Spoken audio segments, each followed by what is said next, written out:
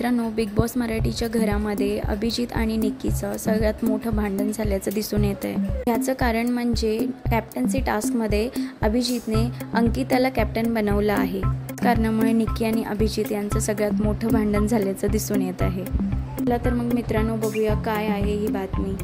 मित्रांनो, big boss मराठीचा एक प्रोमो आलेला आहे।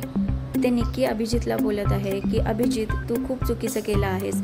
तू कोणालाही कॅप्टन बनवू शकत होतास, पण तू अंकिताला कॅप्टन बनवलंस, म्हणूनच आज मला तुझा खूप राग आला आहे। मित्रांनो, बिग बॉस मराठीचा हा प्रवास आता लवकरच संपणार आहे।